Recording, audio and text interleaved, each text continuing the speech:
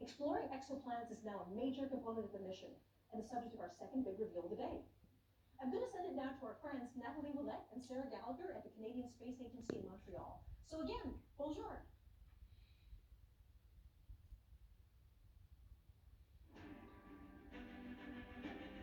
I guess we're having a little...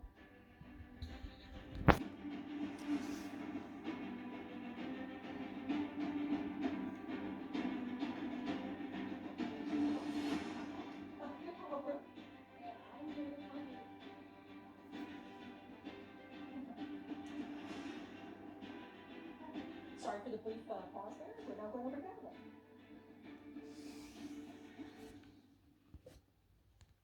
Okay. So this is Nicole Colon, and she's an exoplanet scientist at NASA, and we're going to talk about some amazing new results from a very hot planet, I understand about 1,000 light years away. That's right. The exoplanet is named WASP 96b, and it is this hot, gaseous, giant planet that it is about 1,000 light years away. So that's why today's release is so exciting, because it's even more do for such a distant. Absolutely. So talk us through what this discovery is and why this is so significant. Well, this reveal that you're going to see is going to show the first spectrum of an exoplanet as taken from the Webb telescope. And this is exciting because it covers infrared wavelengths of light that we have not had access to before. So we've been able to use other telescopes to explore exoplanet atmospheres in the infrared, but not to this level of detail. And this is just one sliver of data that Webb is providing us using the nearest instrument specifically. And there's something about infrared that is actually particularly good for the spectrum. So in this case, what we're doing is we're actually going to take the light and break it up into a rainbow and look very, very carefully at how much color is coming in each part of the spectrum. So I believe we have that image. If we can put that up. Okay, yes, I believe we're revealing the spectrum right here. So we now have our spectrum, and this is exactly what you're seeing. As you just described with spectroscopy, what we did was we observed the transit of an exoplanet. We observed the planet as it passed in front of the star. Now, mind you, this is not a direct image. This is an indirect image. So we've seen the effect of what happens when the planet and its atmosphere passes in front of the star. The starlight filters through the atmosphere, and then you can break that down into wavelengths of light, and you get a bunch of what looks like bumps and wiggles to some people, but it's actually full of information content.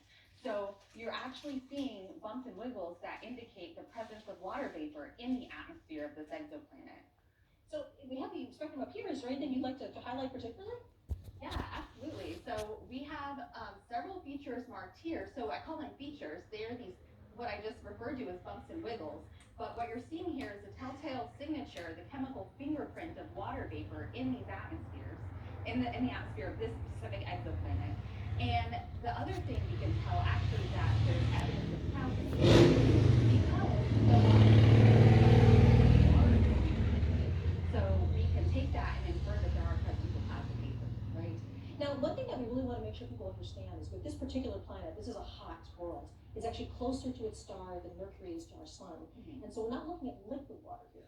So we're looking instead at that sort of steam, water vapor. Yes, this is an exoplanet. It's about the size of Jupiter, about half the mass of Jupiter.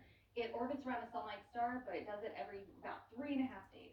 So it's extremely hot, extremely close in, nothing like our solar system planets. But that's okay, because what we're seeing is, again, the first exoplanet data from Webb, and this is just the beginning. We're going to start pushing down to further smaller planets and being able to take measurements just like this with the nearest instrument that was built by the Canadian Space Agency, but also there's three other science instruments that will add to our knowledge in the infrared, as well as direct imaging modes along with the transit method. So there's a lot more to come.